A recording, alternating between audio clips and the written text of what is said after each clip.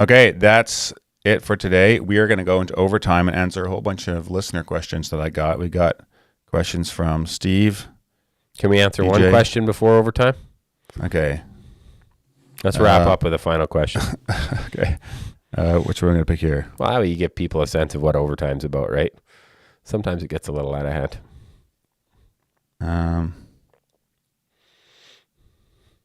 I got feedback from Brett that the camera settings aren't good. To what extent do we as Christians need to multiply? Do we leave it up to God to give us as many children as we are willing to let him? That's a doozy. No. I never know. Use your brain. Use your brain. Like if you it's think like, so? Oh yeah, you have to use your brain for everything else. We don't just go like, I fully trust you in this area, and so I'm not even going to think about it and just see what happens. We plan our businesses. We plan our but I think we plan everything way more than we're supposed to. I think we're supposed to trust a lot more. Fair enough, but like that's a little rich coming from me because shooting blanks. But I mean, I should be careful what I say here. Don't you think that people try to control their lives too much in that area as well? Yes. Well, I think people don't see the value in kids and how much joy they give you. And like how much like long-term joy as well. Like it's good to have a full family. That's Dave Curry's family. Like he was brought up well, and I think he led his home well. And I think you see it now in his family. I'm sure they have their things, but like, did he have a lot of kids? Yeah, they have 5 kids, I think. Okay. Is that a lot? I would say it's a lot of kids. Okay. But I wouldn't say that. Like I think they couldn't have done that if they had like 7 or 8 or 9 kids. You can't give that many kids good attention and like love them well, and take care of them. Like I think you can have 2 kids and not pay attention to your kids at all. Oh, I mean that happens probably more often than not because that's how many kids parents usually have is they neglect their kids and don't take care of them and don't value them. And then you're just... Or just like you and I, where it's just like so many things are competing for our time and we're distracted, and even when we're at home, we're on our device or we're watching something. I don't know.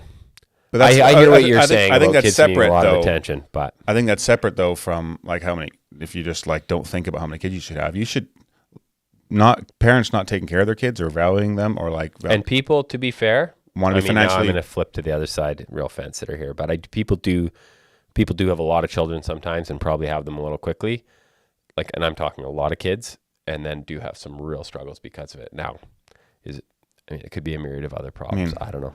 I mostly struggle with the fact that was my biggest mistake I've made in my life, like having, let's say I had way too many kids or something like that, and I shouldn't have, like, I'd be like, I'm pretty happy with that if that was my biggest mistake.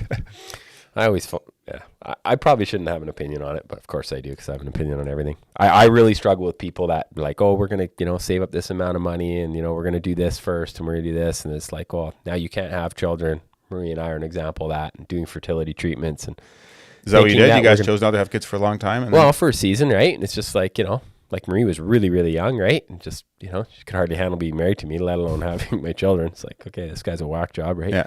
To adjust to that, going from basically, just graduated very quickly to being married. I just feel like I see it all the time, and I just think people are like, if we are, we believe God's sovereign, and we do, and it's like, hey, we think that he has the best plans for us. There again, you're right. Like, we do make a lot of plans, and we think about, you still got to use your brain.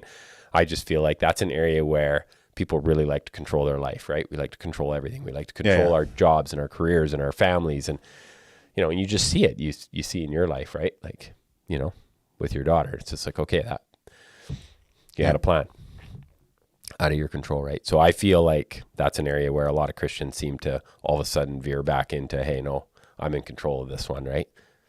And we're just not. So yeah, I guess you have to ask yourself why you're doing it. Why, if you only want to have one, if you only want to have 10, like what's your reasoning? Yeah. Why are you having 10? Yeah. Or are you just never ever thinking about controlling the situation, and however many you have as you have? Yeah.